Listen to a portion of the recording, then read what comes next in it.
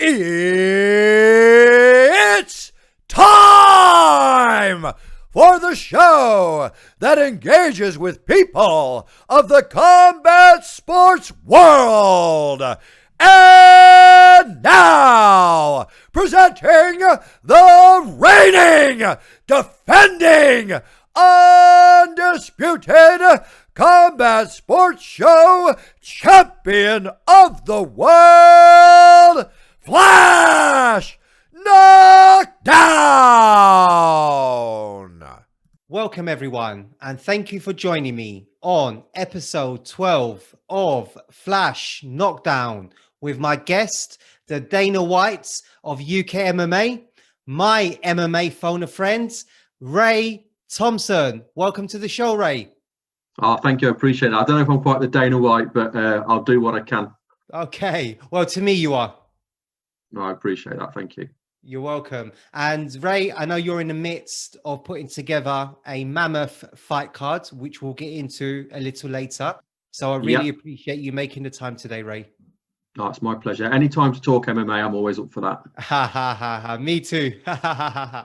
So Ray, before we go through your flash choices, could you give the viewers an overview of your broad involvement in MMA, please? Yeah. So I've been a fan of the sport since early 2000s. So I've been following MMA before the term MMA was coined. I started watching UFC, if you like. That's what it was when I started watching. I watched as a kid. I've seen some of the early shows. So the first 3 or 4 I remember watching. Then I fell away, and then somebody gave me a DVD of UFC 38, which was the first time the UFC came to the UK, and I got hooked from there. I was able to find the whole back catalogue online. And I've basically watched every single UFC event in chronological order from UFC 1 up to present day. So that's what I'm really proud of. I've done the same with Pride Fighting Championships, watched all of them through. So I'm a bit of an old school fan. About 7 or 8 years ago, I started getting into doing a little bit of podcasting like what we're doing now. Started off with me and a friend just talking MMA. And then we decided to reach out and try and see if we could get interviews on. We started off with UK MMA guests.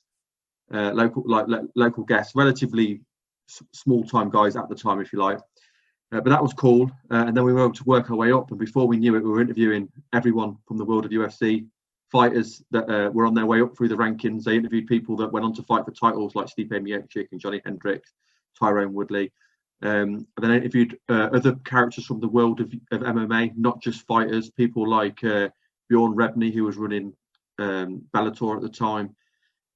Big John McCarthy, who is an iconic figure, being involved with refereeing and the rules, of course, the current rules. Bruce Buffer, it was cool to speak to Bruce Buffer. He's obviously well known within the sport.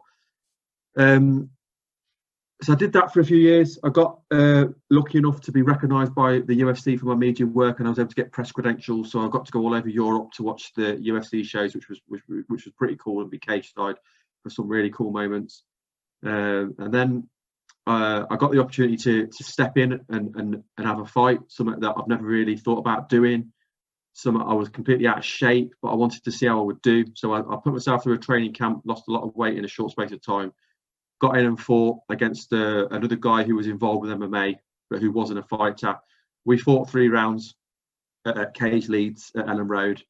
He won decision. It was a good fight, a competitive fight. I was pleased with my performance. My cardio was good. I could have gone longer, so I was happy with what I did. A year later, I moved up north, reconnected with the chap I'd had the fight with, Stephen Mayer, and Almighty Fighting Championship was formed. So we've been running that for about 3.5 to 4 years. We promoted to date 17 shows. My partner's now stepped away. He's off doing his own thing now, so it's all on me. And I'm now the sole owner, the sole runner of Almighty Fighting Championships. Wow, that is some backstory. Yeah, I think it's pretty cool. It's something I'm really proud of. I mean, I just love MMA. I just love watching it, and to be able to play my own little part and provide a platform for up and coming talent. And when I watch some of the guys that have been on my show, and I've watched them go on to become Cage Warriors champions recently, of course. One of them went on to become a champion in EFC. To see them fight from my show and then go straight to Bellator. You know, it's great to be able to, because without shows like mine, you can't do shows like Cage Warriors Bellator. They need to come through a show like mine to get to the bigger show. So it's great to be able to provide that platform. Thank you very much for that, Ray. Thank you so much.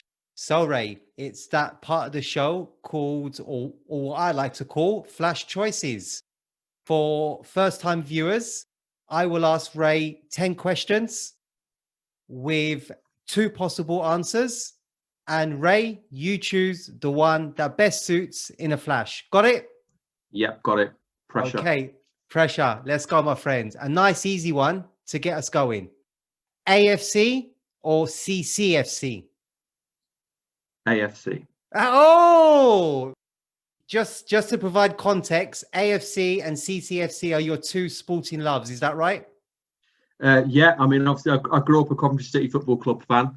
I'll be honest, I've fallen away from football a little bit. The way I am about MMA is the way I used to be about football, but pretty much MMA is my life now. So I'll always choose MMA over any other kind of activity. Wow. Dana White or Scott Coker? I'm Dana White all the way. Without Dana White, in my eyes, there's no sport. That's exactly what Joe Rogan says. Yeah, I agree. Ray Longo or Stephen Wonderboy Thompson? I like Ray Longo. Yeah, I like him. I think he's very charismatic, and I love anything to do with Matt Serra. I think Matt Serra is brilliant. So yeah, I'll go for Ray Longo. I love the way he talks, the way he carries himself. Yeah, he's got that Jersey accent. Yeah, it's brilliant. I think it's great. I wouldn't want to get on the wrong side of either of them, to be fair. But yeah, I think I'll go Ray Longo. I thought you were going to go with Stephen Wonderboy Thompson because you know what his dad's name is. I know, and you know what the funny thing is? I interviewed Stephen Wonderboy Thompson. You're kidding? No, and when I told him my name, he thought I was taking the mick. Right, no, that is genuinely my name. I am Ray Thompson as well. But yeah, I interviewed Stephen Wonderboy Thompson on his way up through the rankings. Wow. Dion Dublin or a guy born in Dublin, Robbie Keane? Dion Dublin. Yeah? Dion Dublin, yeah. Dion Dublin scorer. Yeah, he was...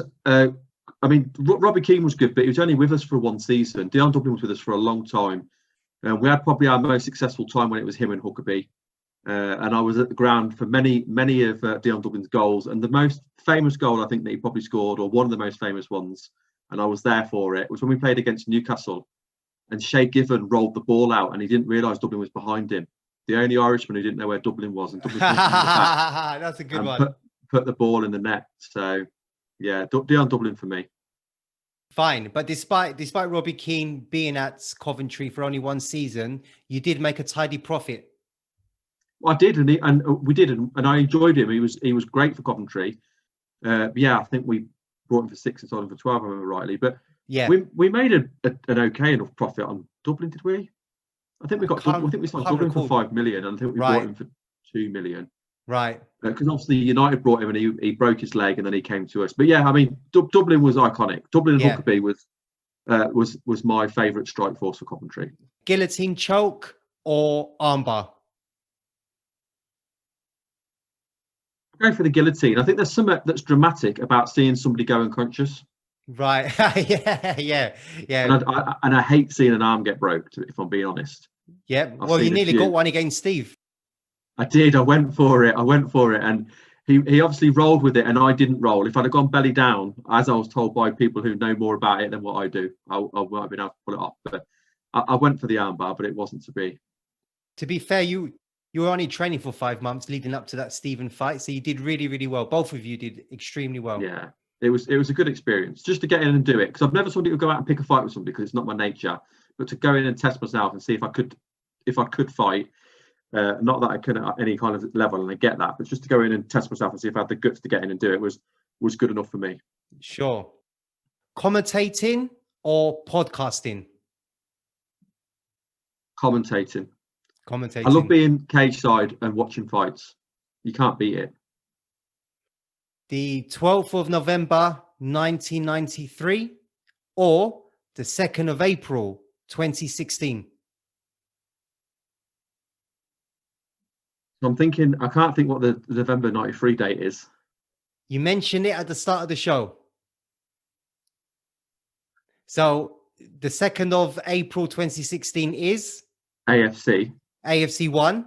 And the 12th of November, 93 was UFC 1. Of course. UFC 1. Without UFC, there's no AFC. Lee Nicholson or Bruce Buffer? You know what? I'm going to go Lee Nicholson because obviously Bruce Buffer's great at what he does, and he really is. He's obviously the number one in the world. Having met him in person, he's not a very nice person. So I'll go Lee. Lee's a lovely guy. He's a good guy. Right. Don't worry, Bruce ain't watching this. Yeah. He wouldn't be bothered what I say anyway. But I met him in person. He's so full of himself. It's untrue. Right. Okay. Fair enough. Highfield Road or high kick? Highfield Road. It brings back a lot of memories. It does. A lot of good memories as a kid. It does. Proper football grounds. Yeah, absolutely. And I remember going up there with my brothers. I remember when I was old enough and I could afford it, getting my first season ticket. Yeah, Highfield Road's got a lot of good memories for me. Okay, and then the final one then, Ray. Caged Steel or Cage Warriors? Cage Warriors. Cage Warriors is, for me, Cage Warriors is the best show in the UK, if not Europe. Any guy that comes through on my show, if they do well, I always say there's a good chance you'll come do well on my show and you'll make it to Cage Warriors. I'd like to see us as a show that will, that feeds into Cage Warriors. I mean, we've had Jack Cartwright go on to be champion and Luke Shanks go on to be champion, and they both come off big wins on Almighty. Perfect. Okay, so how did you find that overall, Ray? Love it. Good fun? Great fun. Great fun. Yeah. Nice little icebreaker. Yeah, absolutely. It's good fun. Oh, yeah, I like that. Good. Thank you very much, Ray. So, Ray, coming on to AFC 18 and 19, you have that enviable task of arranging 2 shows in one day, spanning 40 fights and staging the biggest MMA heavyweight tournament ever seen in Europe during the most uncertain of times. How straightforward of a task is that? It's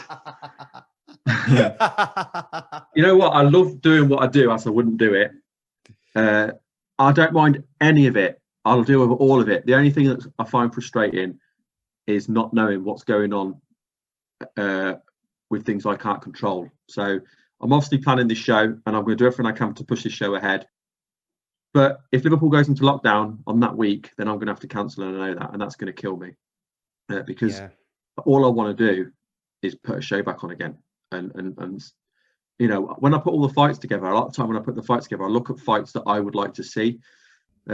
Especially either fighters that I know or the heavyweight tournament is something I'm obviously interested in, or I look at records and think, oh, that record looks good.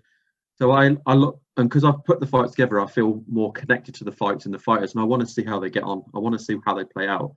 And when you put a fight together, and that fight, and it comes and it produces a magic moment, whether it be a spectacular finish or a crazy back and forward war, you kind of that's in a way that's your way of, if you score a goal in football or if you get the knockout yourself, because you put that together. That was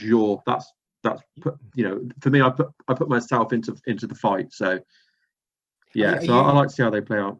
Do you do 100% of the matchmaking, Ray? I do. Wow. I do all of it. That's crazy. Yeah, I love it. Wow. I've had people offer to do it, but I know what I like. I know what I want to see on a show. So that's what I go with. That's what's worked for us so far. Yeah, and if it ain't broke, so that's what I do. Yeah, that's what I do. Agreed. So the last Almighty card, Ray, was held in February at the Barnsley Metrodome. A quiet affair with just 28 fights. Topped off with Kieran Lister beating Johnny Brocklesby, both unbeaten at that point in their professional careers. Of course, you managed Kieran, and he's just made his Cage Warriors debut, winning by unanimous decision. How proud did that make you? Yeah, I mean, I'll be honest, the Kieran Johnny fight was hard because I do manage Kieran, but me and Johnny have got a lot of history as well. He's come through the almighty ranks. He won the title. He lost the title in probably one of the most dramatic fights I've ever had, We then went over to Cyprus, and I took Johnny over to Cyprus to fight in Cyprus, and he had a massive win. And then on a week's notice, he stepped up on a short notice fight and won the title back before turning pro. So it was a really hard fight for me to make, because and they're both such nice lads, and the gyms are both such good gyms. But it was the right fight to make for Almighty, because they were both the two that had the biggest history on Almighty, because Kieran's had a lot of good wins on Almighty as well. But yeah, to see, I mean, the fight was epic, and obviously it was a great result for Kieran. It broke my heart to see, you know, that things not go the way Johnny would have liked, because he is such a good guy. But then to see Kieran go on and do well at Cage Warriors against another guy who's fought on Almighty as well, and as his brother, as Tom and Richard, it was a really tough fight. Tom's a really, and I spoke to Tom this week actually, because I've been speaking to Richard, and we can announce actually on the show Richard's going to be jumping onto the Almighty card. We had a pull out in the main event, so Richard Mearns is stepping in. There's an official announcement for your Flash Knockdown. So wow. Richard Mearns is going to be stepping into AFC 19 and facing 𝘠𝘪𝘵𝘵𝘵. So I spoke to Richard and Tom yesterday. So yeah, it was a close fight, Kieran and Tom. I think both of them did really well. They're both very highly skilled. And when it went to the decision, I was nervous. Obviously, I was glad it went Kieran's way. But yeah, it was great to see. I think Kieran's got a big future. He's a young lad. He's at a brilliant gym, and he's so grounded as well. He's such a nice lad. I think he's got a great career ahead of him. Sure. I believe he signed a 5-fight contract with Cage Warriors. That is correct. And we're just working, I can't say anything yet, of course, but we're just working on a new opponent, and he should get another run out this year, which is brilliant. Yeah, agreed. And just on that, Ray, how good does it feel to be on the verge of another Almighty fight card after having 3 of your shows cancelled earlier in the year?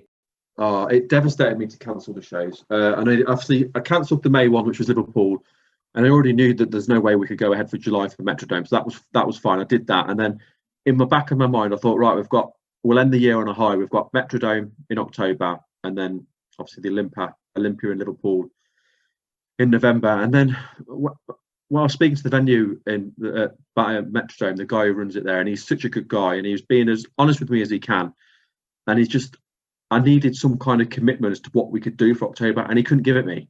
Not he didn't want to, he couldn't give it me. And I know he wanted to. So I just had to say to him early on, look, I'm just going to have to scrap that show and just focus on Liverpool.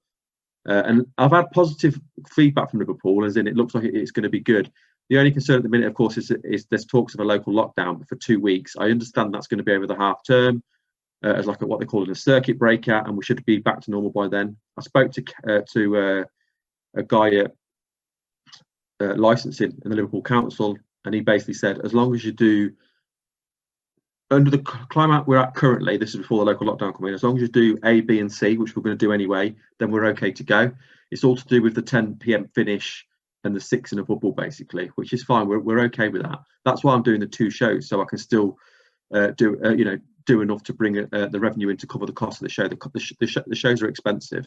I don't have the money to fund it myself, so I need the ticket sales to cover the show, which is why the 1 show wouldn't have covered it. So 2 shows will cover it. And how can the fans purchase tickets for the show, Ray?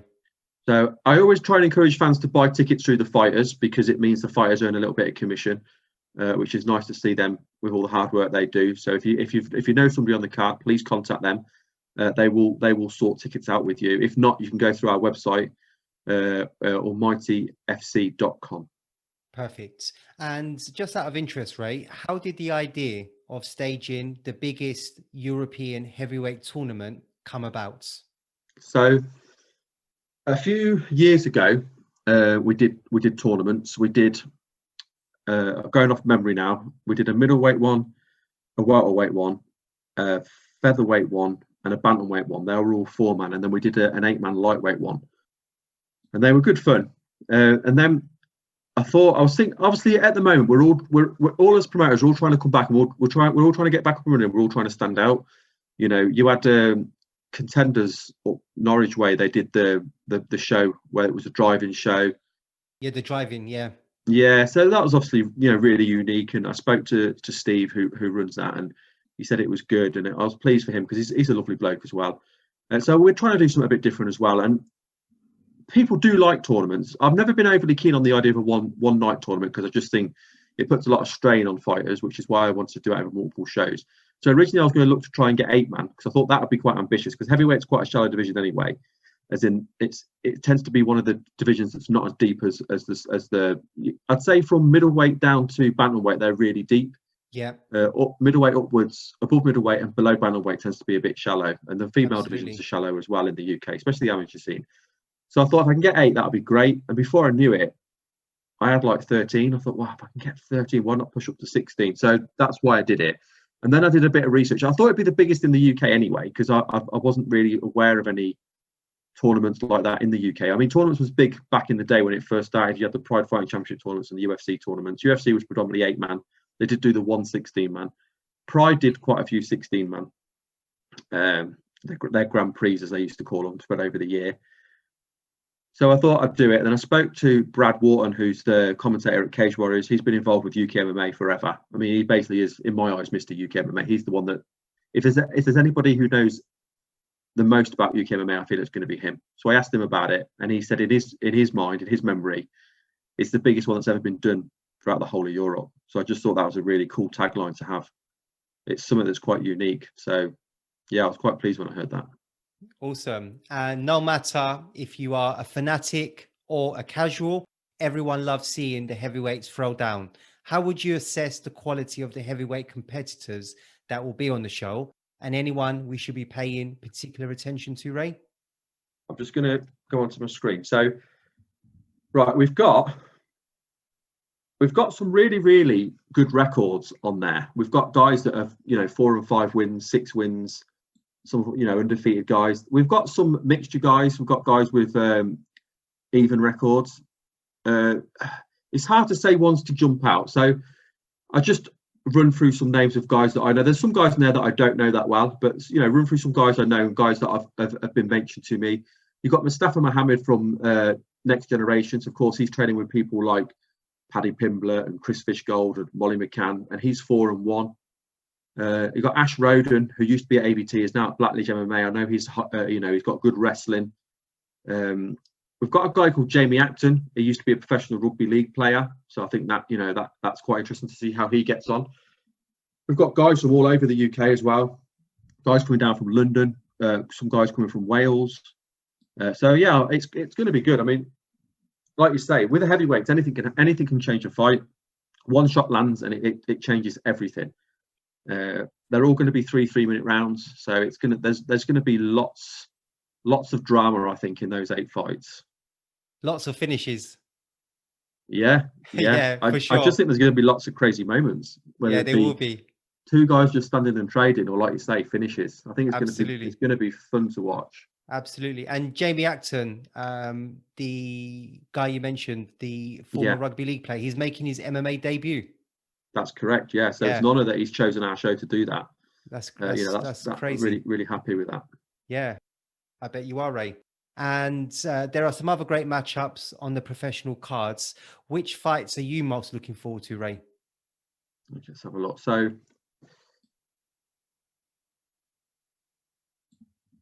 I'm looking forward to seeing how Adam Cullen and Conor Wilson get on, both coming out of Next Generation.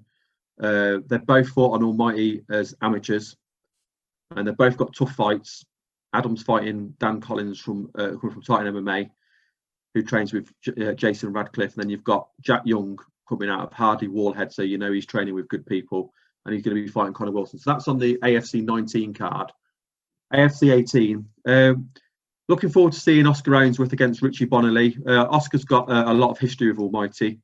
He's going to be headlining for the first time. I know that was a big thing for him, and I'm glad that we're able to do that for him, because I think he's the one that's worked his way through the rankings. I've not worked with Richie before, but he comes from a really good gym, training at Team Fish Tank. We know how good Andrew Fisher is. He's had a great win at the weekend. James Williams back on the Almighty cage. The other fight that's interesting, I think, Eddie Johnson and Craig Scouten, both of them have fought on Almighty. Craig's got a lot of history on Almighty. Most of his pro fights have been on Almighty.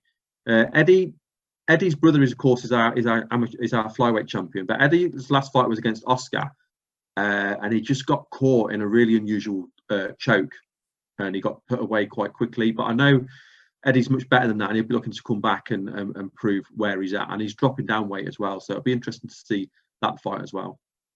And if you don't mind, Ray, let's now shine the light brightly on the amateur cards. Almighty have always invested in its amateur show. The production levels and quality is right up there with any other MMA promotion, and becoming Almighty champion is seriously coveted. Everyone wants to compete on Almighty. Is showcasing the amateurs in the way Almighty does something you personally take pride in? I tell you what got me about the amateurs, and me coming into this 5 years ago, a little bit naive. I never realised how good the amateur scene was until I got involved with it myself.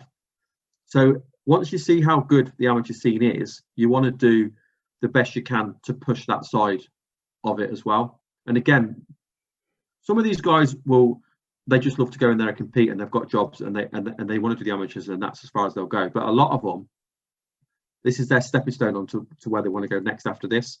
So to be able to provide that platform, to make sure it's, we've got some young fighters on, make sure it's safe, make sure we've got the right medical people there. So if anyone needs help, they've got it. Make sure they're cleared to fight before. All those things, all those things are really important. But I mean, right from early on, we had some unbelievable amateur fights and performances. Just some that jump out to me from our early shows. AFC 1, 𝘐𝘮 coming out with that ridiculous knockout. But I think the moment everyone always goes back and talks about is at AFC 3, when Dan Tempest and Marcin Bednarz fought. Both of them got good history with Almighty. It was I don't know if you've ever seen the fight or not, but it was an absolutely crazy fight. It was going backwards and forwards. Marcin landed a punch which broke Dan's nose, and he put him down, and he looked close to finishing. And then I think it was round 4, Dan's ended up getting a choke on Marcin. They're both exhausted, but Marcin's got no quitting him. So what does he do? He goes to sleep. Yeah. It was very, very dramatic, and it was it could have been a pro fight on the UFC. It was that exciting. It was such a good fight. I still think if you spoke to Dan, and I might be wrong, but I've followed him since then, I still think he'd probably say that was his best career moment, was that rear naked choke over Marcin in such a dramatic way, in such a good fight where he had to come from behind, if you like, where he had to face adversity in the fight. He didn't have it all his own way. Sure. And safe to say, would you say that Almighty, since it staged its first show exactly 4.5 years ago, you've noticed an evolution with the amateur level? I think the amateur level's always been there, if I'm being honest. But I probably get more excited for the amateur card than I do a lot of the pro fights we book, and that's no disrespect to the pros. It's just because of how in-depth the amateurs is, especially when you're looking at guys that are fighting for the bouts. I mean, we've had some crazy amateur title fights. I mean, I've just mentioned that one. We've had Johnny Brocklesby's had some ridiculous moments, win or lose. His fight with Ben Crawley is one of the craziest comebacks you'll ever see.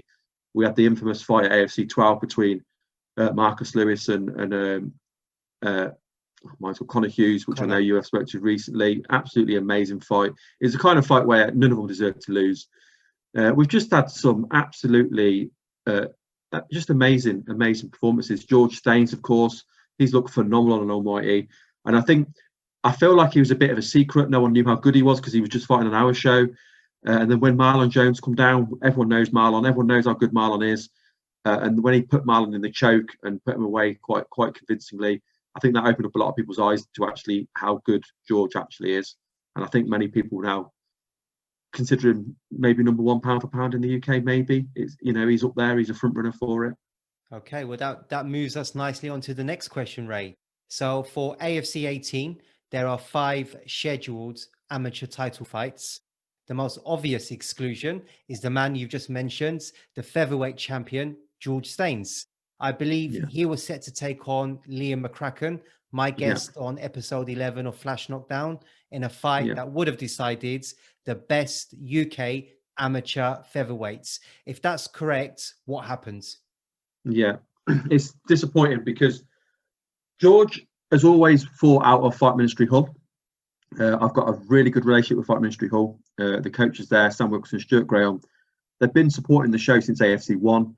They've liked the way we've looked after them, the way we've treated them. So therefore, they've always come back to us. George is kind of, this is what I've spoke to Stuart about this, Stuart Graham. George is a big fish in a little sea, a little pond, and they felt that he didn't have the level of people to train with that he needed to get better. So he goes and does a lot of training now at AVT. AVT is obviously a brilliant gym, one of the biggest in Yorkshire, if not the biggest in Yorkshire. A lot of guys come through there. So he splits his time between the two because he gets better sparring at AVT because they've got much more talent there. So obviously part of that is his matches get booked now, some through Fight Ministry Hall and some through CSFC, so some through Danny Mitchell. So because George had fought on our show previously, he was due to fight on CSFC for their title. That, of course, got scrapped because he was going to do that fight and then come and fight on our show to fight Liam. So when I rescheduled the Liam fight, it was kind of agreed with Stuart. That was fine, all done. But at the same time, he'd already had an agreement that George had made with Danny that Stuart was kind of like a bit out of the loop, that he was going to be fighting on the CSFC for their bout. So Stuart had to ring me up and say, look, we've double booked him. You know, he was due to this one. We've already committed to this. It's not fair. And I said, obviously I was disappointed, but I said, you know, it is what it is. That's fine. So he pulled out of that fight. I still think he should have stuck with the fight with Liam, because I think him and Liam were the two best in the country, especially after the backstory of him and when he fought Liam's teammate, of course. Yeah, I think that, you know, I think that fight needed to happen. George has pulled out of that fight twice. Liam's coach said to me, I didn't think he wanted to fight anyway. I don't think that's the case, but that's how it looks. I did say this to Stuart. I said, it looks like he's ducking him. I don't think he is, because George isn't that type, but that's how it does look. And I said that to Stuart, and he kind of said, you know, it is what it is. We're hoping I'll try and rebook that fight again next year, you know, but who knows? It seems to be the 𝘐𝘵𝘴 and Ferguson fight, the fight that just keeps getting pushed off. So let's see what happens. Because I know Liam wants to make that his last amateur fight because he's desperate to move to the professionals. Yeah, Liam's so talented as well. He's got a young lad. I know you spoke to him. He's a really nice lad. He's got a hell of a career ahead of him. It's a fight I'd like to see. It really is. It's a fight I want to see. I do think they're the best two in the country at featherweight. I really do. Make it happen, Ray. I will do my best. I will do my best. So let's start with the flyweight title, Ray, and a contest between current champion and representing Aspire, Scott Johnson, who takes on SBG's Luke Penberthy. Scott's back on AFC for the third time, and this will be Luke's fourth appearance. Two competitors you clearly know very well. What are you expecting to see? I really like this fight because I think Scott's got a hell of a top game. He's a really good wrestler.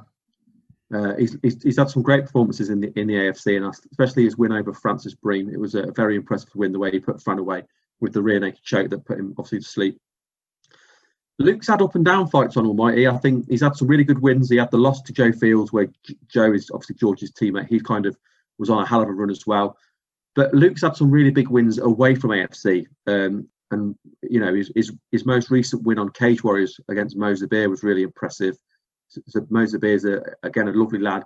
He's got big expectations on his shoulders. So for Luke to get the win the way he did, you know, dramatic fashion as well.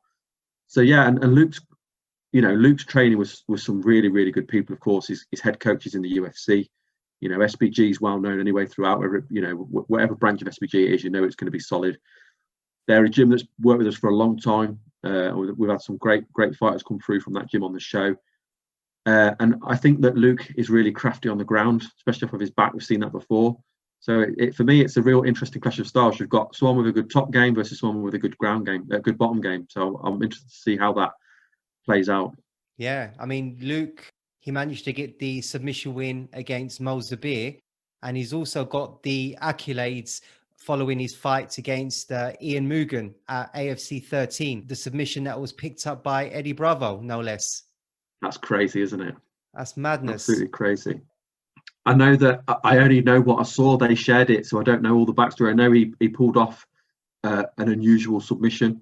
I wasn't technical enough to know what it was that he did at the time or how unusual it was. Okay, there you go. And it got picked up by Eddie Bravo. The video did, and he shared it. That's for the unique of the submission. But yeah, it's unbelievable, especially Luke's 17, 18. I mean, it's that's just amazing. But this is the thing, when these fights go online, they can be seen by anybody and everybody, and that's what makes it so good. You know, I've spoke to some of the coaches that have been on the scene for quite a while, and the one that jumps to mind is Paul Downs, who is one of the coaches at 𝘱𝘭𝘭𝘵 Auckland. So he's the one that I do all my matching with when I deal with that gym. And I've had some lovely chats with him. He's a really nice guy, and he talks about when he was fighting as an amateur or semi-professional as it was, and they were literally fighting in the back of working men's clubs. So for him now to be able to see his lads fighting on shows, not just my show, because there's other shows out there that are doing just as good, but shows like ours, it's great to see that platform that they get now, and to see that footage be put online where that was never happening before. No one got to saw what they did before, and it wasn't in the kind of settings that we've got now. So it's great to be able to do that. That's what is good about these shows in the UK now. There's so many shows out there like us that do such a good job in production and providing the right platform. I think it's brilliant. I have to say that your shows just look absolutely incredible. Well, hopefully you're going to be at the next one. I hope so. You get I hope to see so. it, yeah. Yeah. Well, there's an open invite for you. So wow, incredible. With all the work you're doing for us, so that you're always welcome. You just need to let me know. Thank you, sir. I appreciate it. So, thank you. So, moving on to the bantamweight title fight between Dan Mins, a teammate of Luke, and he takes on Adam Gomez, fighting out of ITC in Blackpool. A new king of the division will be crowned, but not necessarily a new AFC champion, with Dan being the former featherweight king. First off, and to provide context, could you share why the bantamweight title has become vacant, please, Ray? So Marlon Jones is our bantamweight champion. He was due to fight on UKFC, and then the plan with the coach was, and I spoke to Phil Thompson, to Phil Turner, that he was going to come and fight on Almighty afterwards. But Marlon didn't want to do that. Marlon was basically saying, he had a few fights lined up. Obviously, the fights fell through. He didn't know that at the time. He wants to do them fights, and then he wants to turn pro. So I said, that's fair enough. That's fine. That's no problem at all. But if that's the case, then I want to vacate the title and get somebody else in. Because a bit like the fight with George and Liam, we were in the same position with Dan and Marlon. That fight had been set up a few times, and it just keeps not happening. So we vacated the title. Dan's got a good history again with Almighty. I mean, he won the title by beating Adam Smith. He lost the title to George, but he went 5 rounds with George, and that's the only person we've seen do that. And it wasn't one-sided fight. It was a good back and forward fight. It was the right decision, but Dan was in the fight. He wasn't there to make the numbers up. And Dan is very, very talented, and that's why I wanted to give him another shot. He's earned it. His record is good enough. And then obviously it was then who we bring in to fight him. So I always look at what guys want to come and fight on the show. I look at records. Adam had put his name forward for the show. He had a good record. 4-0 at the time. He's had a loss since then, so it's 4-1. Still a great record. So I offered him the title fight, and he's a fighter. He said, yes, I'll have that fight. Okay, makes sense. Thanks for sharing that, Ray. And given the stopping power of both Dan and Adam, I would be surprised if this one went the full 5-round distance. Would you agree with that, Ray? You know what? I'd have said the same about Dan and George. Yeah. Because True. I think you just the never problem know. is when you don't, and when you get to the level that these guys are at now, not only are they good at stopping, they're also good at not being stopped. They're very durable. I honestly thought that Dan and George wouldn't go 5 rounds, so I wouldn't be surprised if Dan and Adam went 5 rounds. And I watched Dan fight on because I commentate for Golden Ticket, and they're another great show. And I watched Dan fight on Golden Ticket, and he had a good stoppage on their show as well. So yeah, for the belt, right? Nothing surprises me now for the belt. Yeah, nothing surprises me now. Yeah, agreed. So then moving on and up to the lightweights, which has just seen a change of opponent for the current champ, Marcus Lewis, the defending lightweight champion. What do you make of Marcus and his game? Well, he's the one time he fought on Almighty, of course, was against Conor Hughes. It was one of it won fight of the night that night, because we do give bonuses out. It won fight of the night. It was an amazing fight. So straight away, what stands out to me is his stand-up game. He's obviously comes from the point karate background. He uses his takedown defense really well to keep the fight standing. But then he's got that ridiculous, famous rolling thunder triangle choke finish as well. So there's obviously more to him. He's not just about the stand-up, but that is audacious. Yeah, and he's exciting to watch. He is. I mean, he put Conor down in that fight as well, and obviously Conor being Conor, he was straight back up on his feet, but it was very dramatic. It's a very, very, very good fight. I'm looking forward to whoever he fights. It's going to be a good fight. Agreed. Also worth mentioning that Marcus, not only is he the AFC lightweight champion, but also the Cage Warriors Academy champion. Yeah, he's a very, very good good fighter. He's another one that's got a very good future ahead of him, and his head coach has recently been fighting in Bellator, so you know that he's going to be helping him get to there when he's ready. Yeah, Gavin Hughes. Yeah. Okay. So moving on to the welterweights in that case, and a contest between reigning champion Matt Rodriguez and young lion in 𝘠𝘠𝘴𝘶. I believe this was the last of the title fights you had scheduled. How much are you looking forward to seeing Matt compete again, Ray? We've got the middleweight one as well. Oh, the last one I booked, you mean? This is the last one that you had booked. Sorry, yeah. Matt, was that correct? Yes, it was. But it was the last one we booked. So yeah, Matt is Matt obviously originally coming forward for the title against Johnny Brocklesby. Yeah. They had a real backwards and forwards fight. I mean, it really could have gone either way. Johnny took that fight on like 7 days' notice. Matt comes from a great gym, and his coach said straight away, "Yeah, we'll fight whoever." So they fought. It was right to offer the fight to Johnny because Johnny'd got the long history with '𝘠𝘠𝘠. They fought. It was an exciting fight. Johnny won a close decision. So when Johnny then turned pro and vacated it felt right to have Matt back to fight for the title. I already had somebody who'd had a couple of wins on 𝘠𝘠𝘠 and was ready to go. So he faced Danny Sharp. Danny Sharp had looked great in the 𝘠𝘠𝘠 cage, but Matt was just too much for him. Matt got quite a quick finish. I think it was round 2 going from memory. Yeah, right at the end of round 2, rear naked.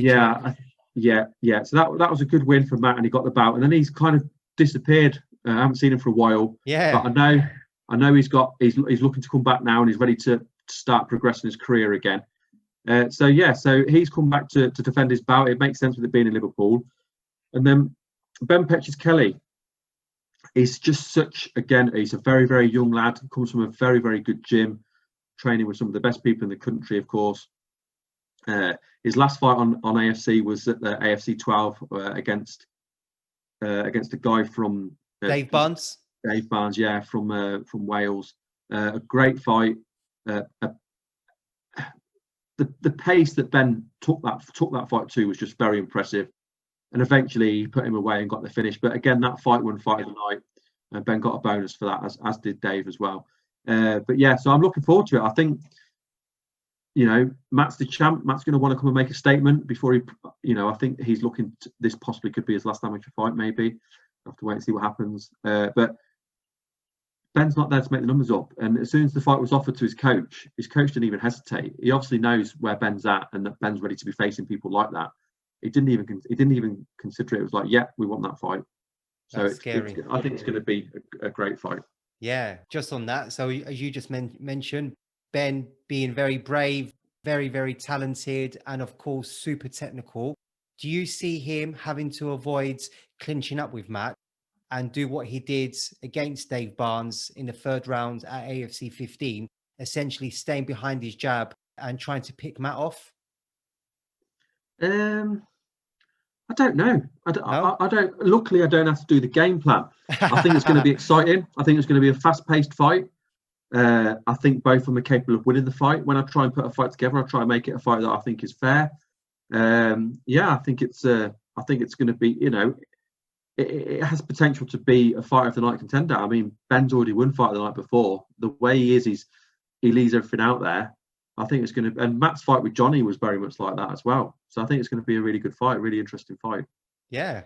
And then on to the final amateur title fight with a battle of the middleweights for the vacant title. A title last on the line in July 2018, I believe. Yeah. And won by, okay, good. And won by George Smith, who has now turned pro and was part of the recent Cage Warriors. Speaking of which, you've seen many former Almighty champions competing on that show. We've already mentioned Kieran and now George. Who are the others? Who fought on the Trilogy show? Yeah. Just champions or just guys that have been through Almighty? Either or. So Luke Shanks, Jake Hadley. Oh God, going from memory now. This is testing you. Yeah. Jack Grant. Jack Cartwright? Yeah, Jack Cartwright, of course.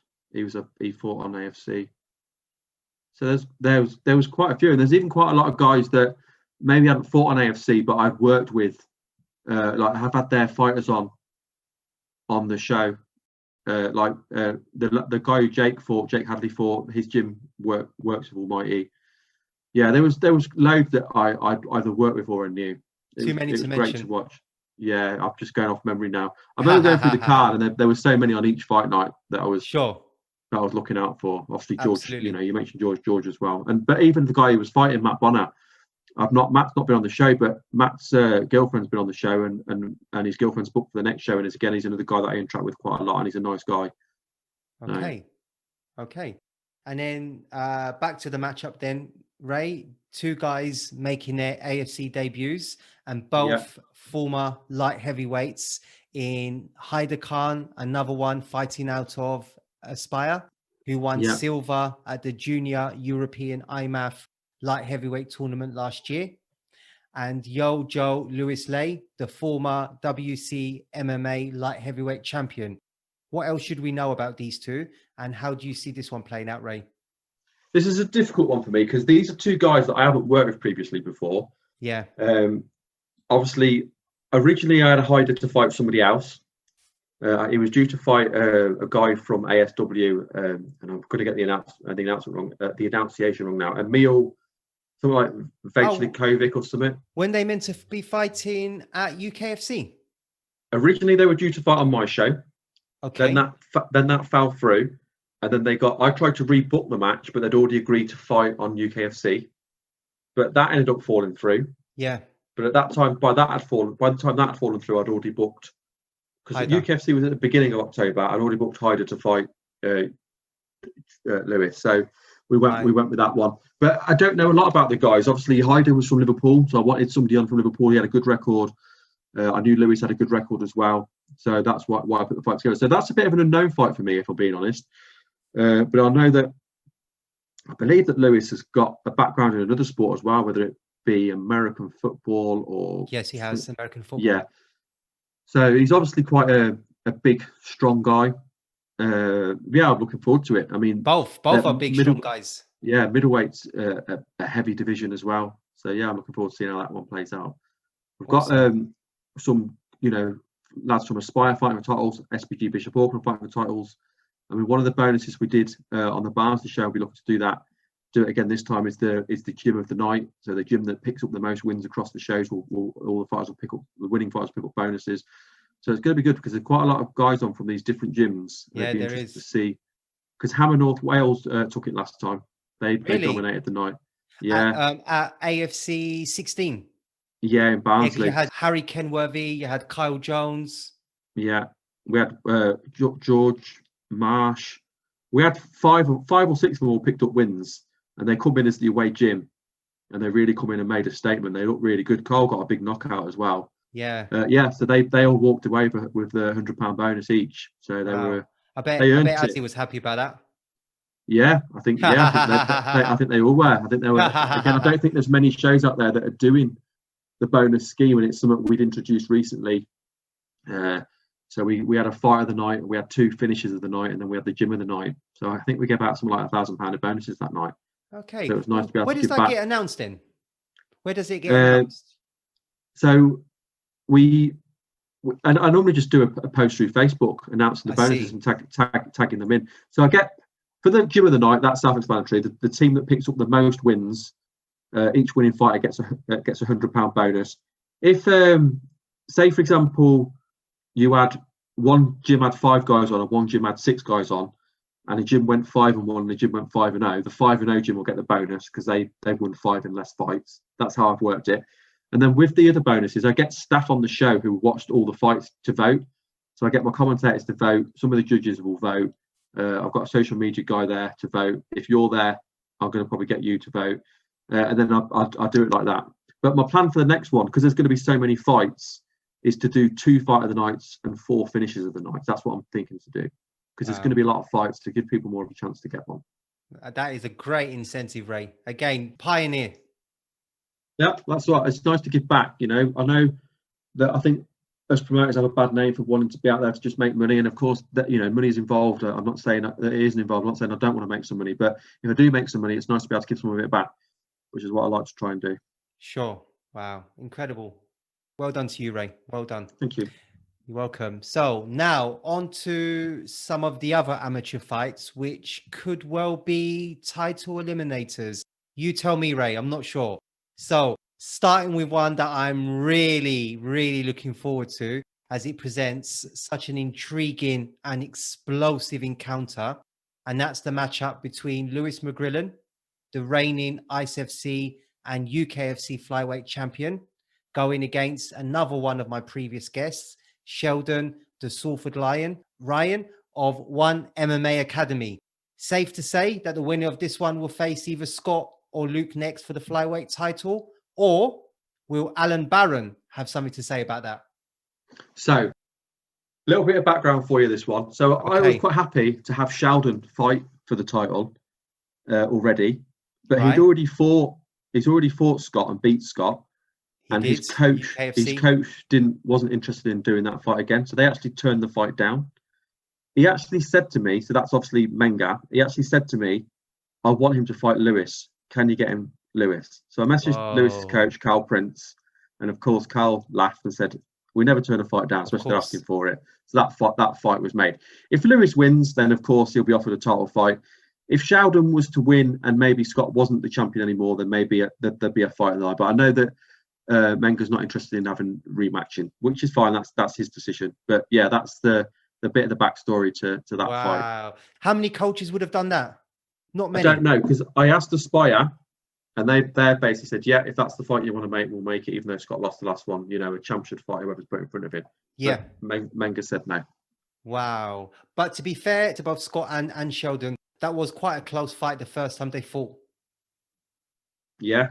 I mean, it was very close. I was happy to remake that fight. Wow. But I have to get, it has to be, I offer fights and it's down to the coach whether they say yes or no. And I don't always get the fights I'd like to make. What do you think either Alan Barron will say, or maybe even Cam Harrop? Yeah, so Alan Barron. So Alan Barron's interesting because Alan was on a hell of a run. Yeah. He's been doing absolutely amazing.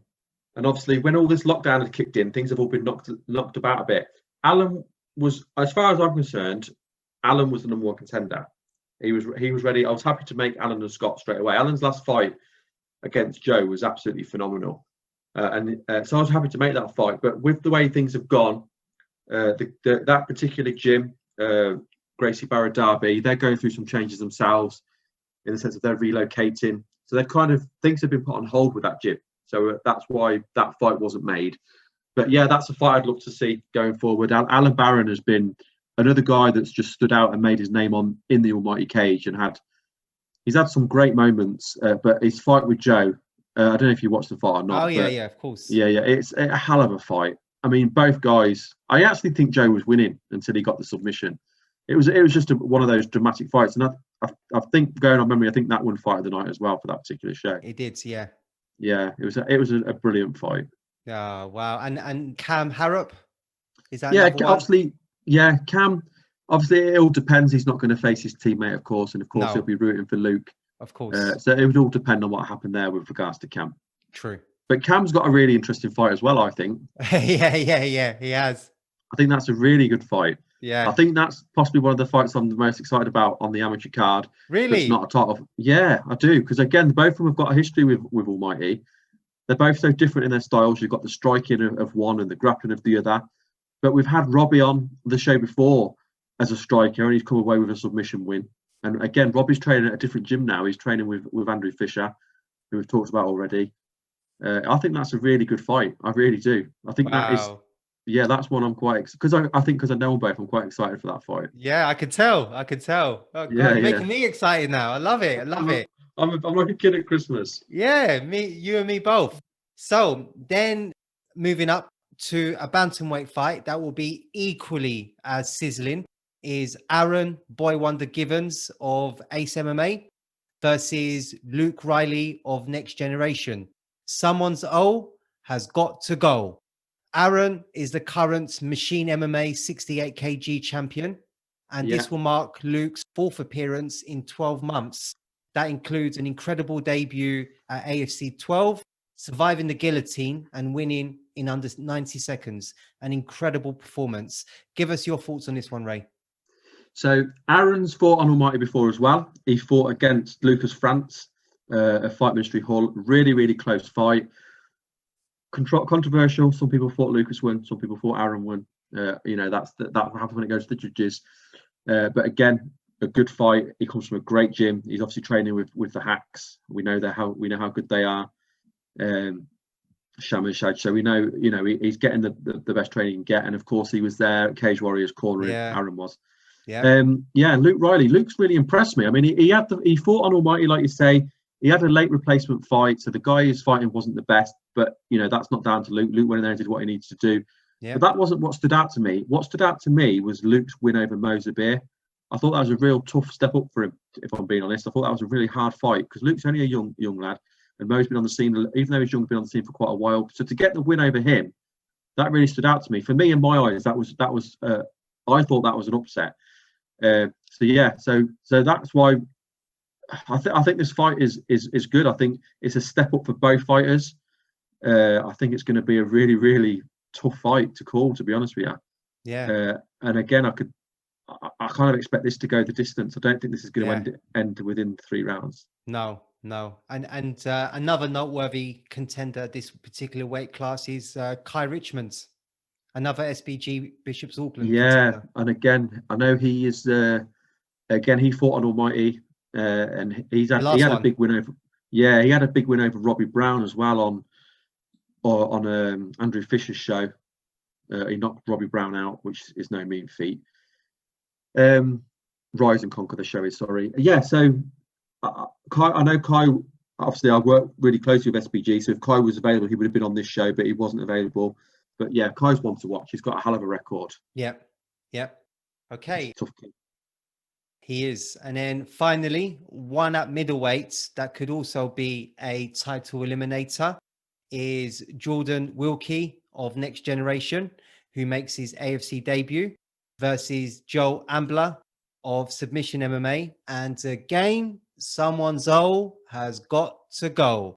Joe has, of course, competed twice on AFC, with his debut culminating in a finish that I like to call the Joe Armbar. What a slick submission. How good are you expecting this clash to be, Ray? Yeah, so Jordan's another guy that's new to me. He's not been on Almighty before.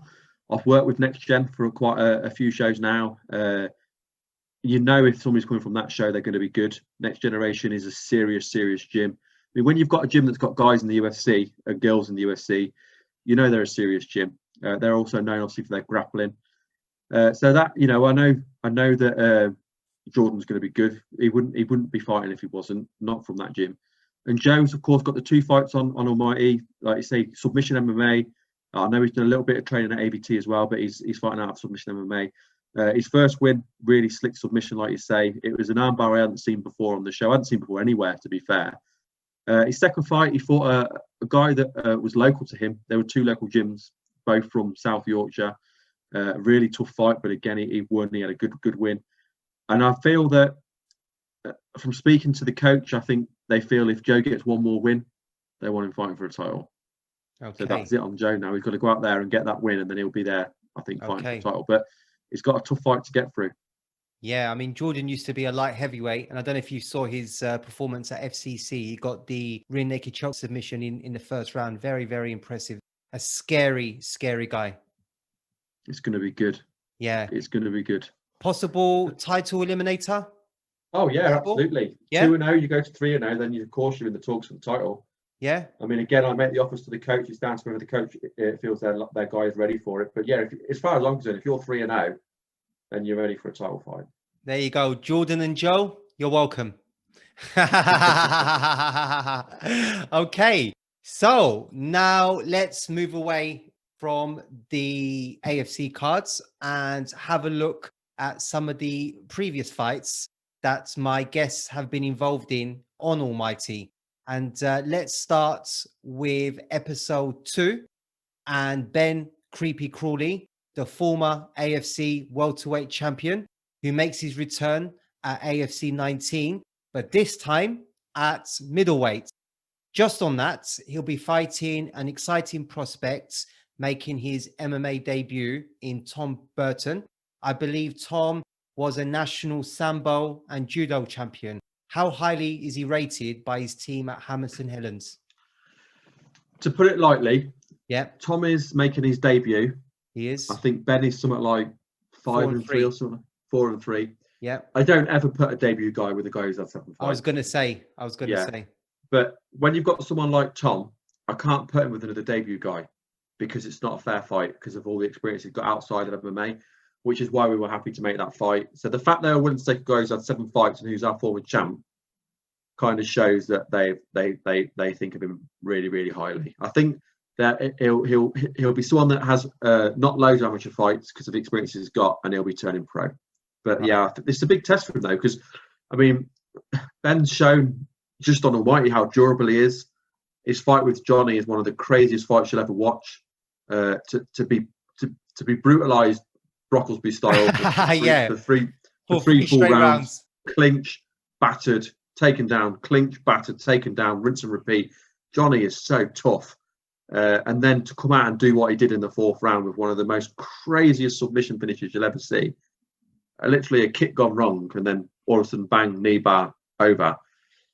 Yeah, so yeah, I think that's another fight I'm really looking forward to be fair, because of the pedigree that Tom's got, but knowing what Ben brings to the table as well. Yeah, I think but I think if I count down the most memorable moments of my AFC, and I've done it loads of times, it's always up there, if not number one. It's always up there. The Ben Crawley moment. I was going to ask you if that was one of the most dramatic finishes to an AFC fight you've ever seen. So the most dramatic. Really, the most. Oh yeah, absolutely. Wow. And to appreciate it, you have to watch the whole fight. Yes. You have to watch. You can't just watch the 4th round. There's no drama. You have to watch the whole fight and see how that fight was going. I mean, Brocklesby was mauling him. Brocklesby is so good, and he was mauling him. We've had some crazy moments on Almighty, but I'd say that was the craziest. Wow, that is some accolades. Wow, that's incredible. I did not know that. Yeah, it is. It's the craziest. Wow. Yeah, because he was getting mauled. Like I said, every round was probably 10-8, perhaps even 10-9s. Yeah, 10-9s, maybe 10-8s, but Yeah. it was all Brocklesby. Ben hadn't won a round. No, he So at didn't. worst, he was 3 rounds down. If there's a 10-8 in there, then he's worse. But True. he's at least 3 rounds down with 2 rounds to go. Wow. The only way he's getting that is if he gets a finish. And he did. He did. Yeah, dramatically. He did. Unbelievable. Okay. Unbelievable. Unbelievable, Jeff. Unbelievable, Jeff. So on to episode 4, and Harry, the Welsh bandit Kenworthy, who on your last show at AFC 16 defeated the self-proclaimed pussy magnet Tom Senior.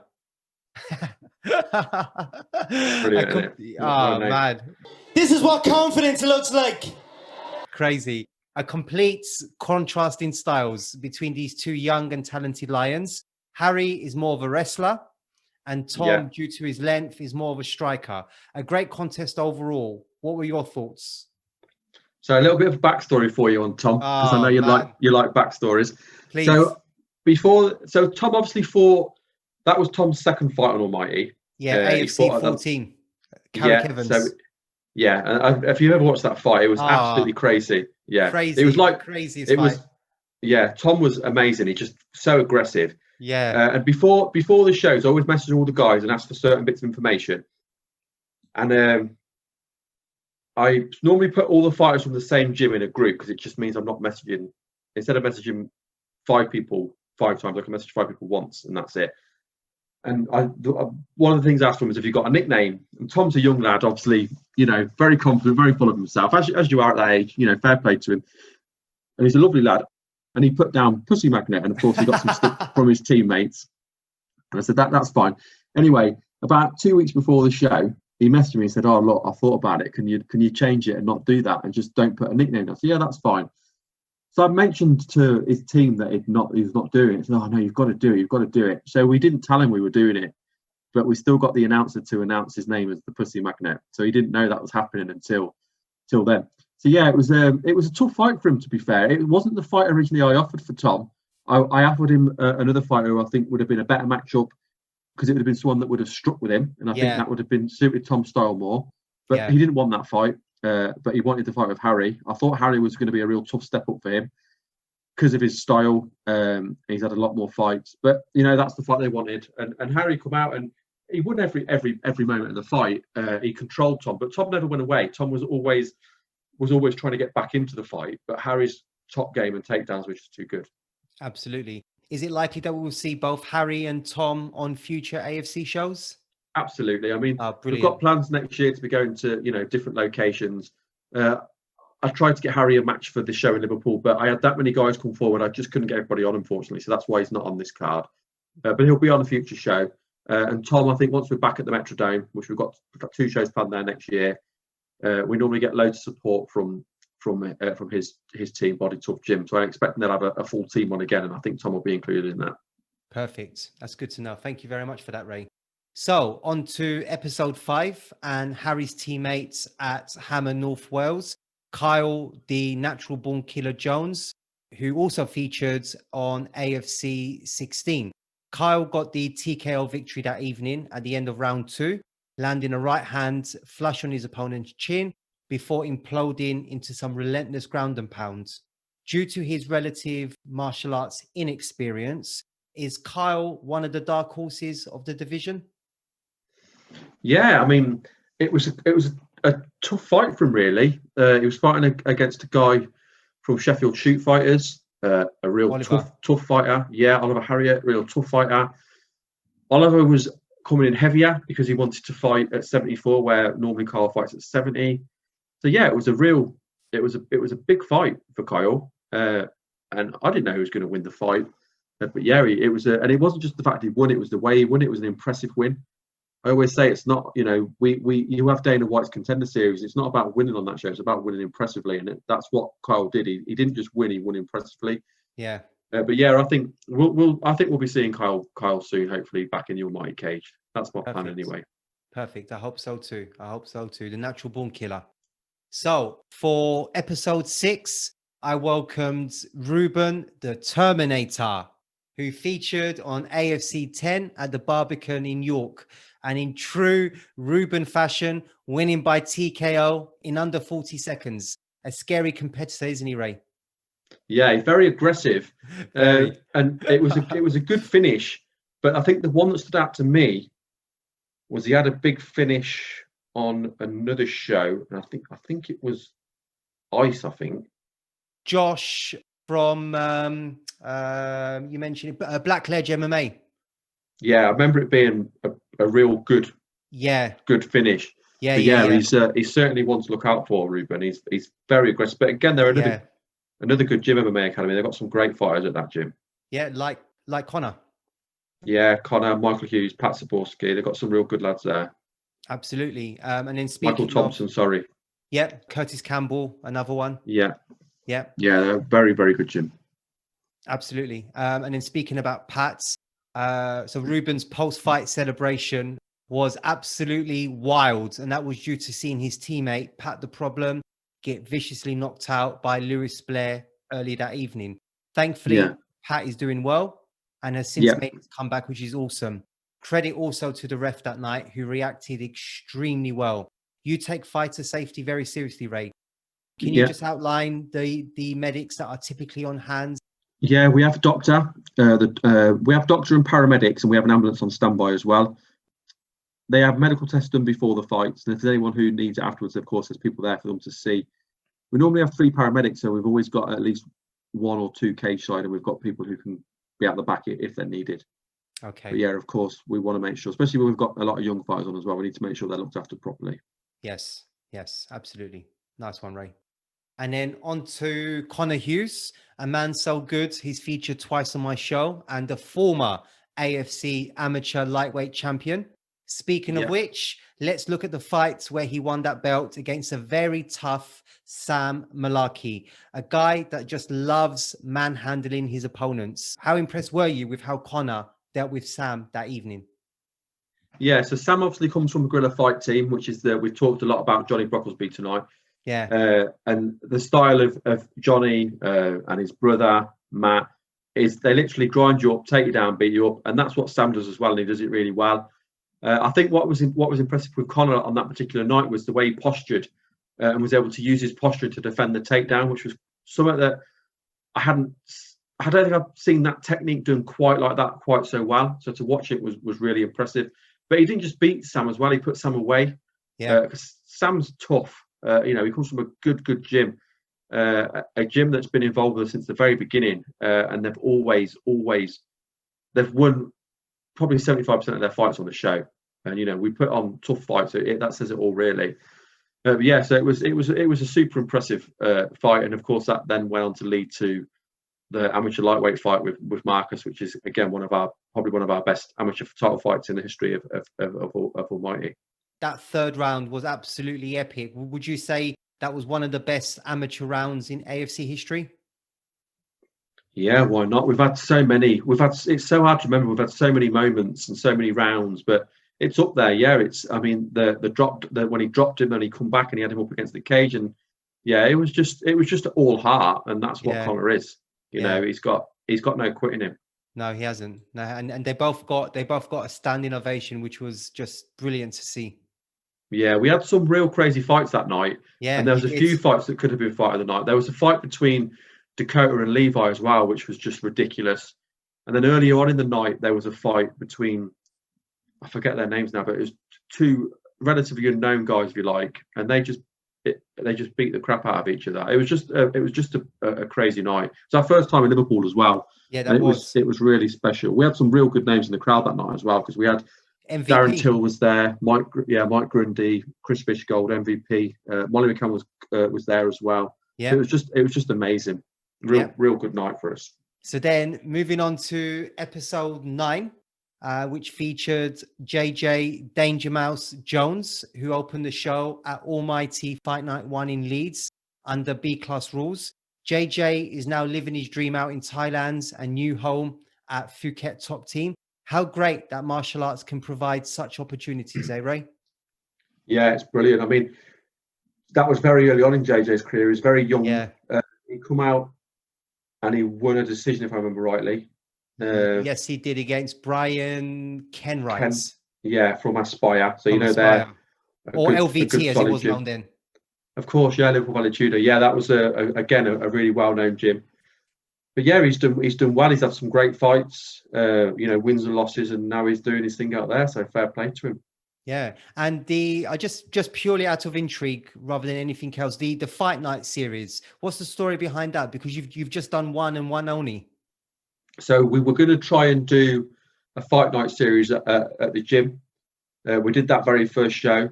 The show was good, but it wasn't a success for us on the night, unfortunately, as in the sense of we didn't do well on the show financially, so it wasn't worth us doing anymore. So we didn't do any more after that. But we had some good fights on that night, because we had Fabian Edwards headlined against Eagle Paskaskis. So that was 11-0 versus 9-0.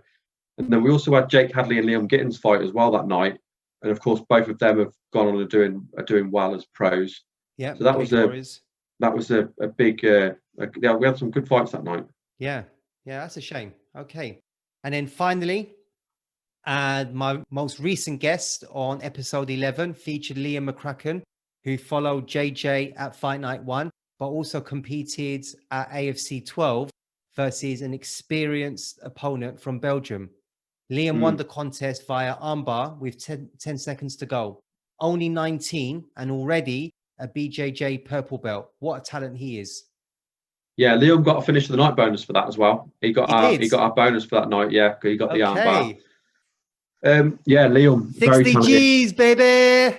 60 G's. Yeah, we're not quite there yet. Yeah, I know. Yeah, but yeah, he got his bonus. He earned it. He was happy. I know he was happy with the bonus as well. It's not a lot, but I think it's just a token for saying, "Well done, you've done good." Yes. I think that probably means more than the actual amount of money, if I'm being honest. Yeah, he's good. I mean, his first fight was a quick guillotine win over Zach Fry. At the time, there were two unknown fighters, but of course, they're both well known now. Both good fighters. I expect to see big things from Liam, to be honest with you. I wouldn't be surprised to see Liam and Marlon both fight in the UFC in the future. Yeah, for sure.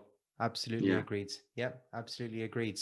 So the final segment of the show, Ray, is called Flash Fives. I will ask you the following 5 questions, all related to 𝘠𝘭𝘢. And very simply, Ray, you give me your best answer. Is that okay? Yeah. Okay. First one then, Ray. The best AFC professional fight you've seen? I'm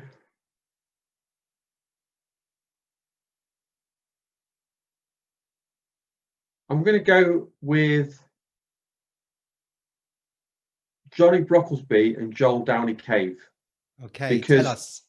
Because if you watch that fight, it was all about the heart of Brocklesby. In the first round, he got caught with some big punches. He got dropped. He got caught with a front kick. He was in the rear naked choke about 3 times, and he just would not give up. And he was, I mean, that first round was easily a 10-8 round. But the will of Johnny is just something special. And there was no quitting him. And eventually he was able to turn it round. And he was able to put Joel in the rear naked choke and get the win. But the nature of that, again, you'd have to watch the first round to appreciate the finish that come later on. But yeah, special mention to Lister and Otley as well, just because it was such a good finish from Lister. Sure. But yeah, I think I'd go for Brocklesby and 𝘠𝘪𝘵𝘵. Okay. The best AFC amateur fight you've seen? Dan Tempest and Marcin Bednarz. Okay. It was unbelievable. I mean, we've had some unbelievable fights, but if I had to pick one, that's my pick. Okay. I know that night it was called Fight of the Year, Amateur Fight of the Year. Right. Okay. And the best finish to an AFC fight you've seen, Ray? We've had some great finishes. I think I'm going to go for Louis Blair over Pat the Problem. Ooh, okay. It was so unexpected because Louis come from a grappling gym, Scramble Academy. It was all about the jiu-jitsu, and then bang. So I'll go. That's a hard one because there's so many, but I'll go for Louis Blair. Okay. The best AFC crowds you've experienced?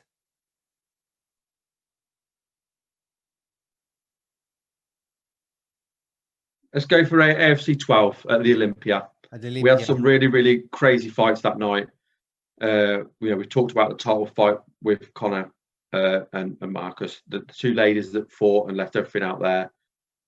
Even the main event with Luke Shanks and Conor Hignett was a good fight. So yeah, let's go with AFC 12. That's a good choice there, Ray. And then the final one, Ray, your best AFC memory.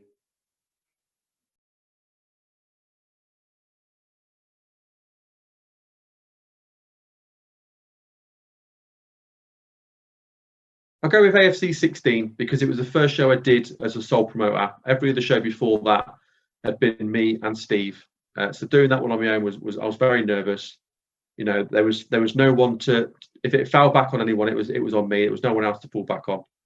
And it was the first time at a new venue. A lot of fights. The show ran like clockwork. We worked really hard behind the scenes to make sure it did. The fights were fantastic. So yeah, let's go with AFC 16. That's a very good choice. Okay, so that brings us to the end of the show then, Ray. How did you enjoy the show and the experience overall? I loved it. I always love talking MMA. Yeah, I love speaking with you. You're so enthusiastic. I can tell that you love what you do. So it was great to come on and chat with you. I'd watched your interviews and I was glad when you asked me to come on. Thank you. Thank you very much, Ray. And hopefully I'll get you on to a future show. Absolutely. Anytime. I'm always up for talking MMA. Wow. Okay. I'll definitely hold you to that. Yeah, do. Good. Please do. Okay, Ray. Well, thank you very much. And thank you to everyone who has tuned in to this special episode of Flash Knockdown with my guest, Ray. And as Bruce Buffer said, the show that engages with people of the combat sports world. Thank you to everyone. And thank you once again, Ray. My pleasure. Thank you, Ray. Thank you very much.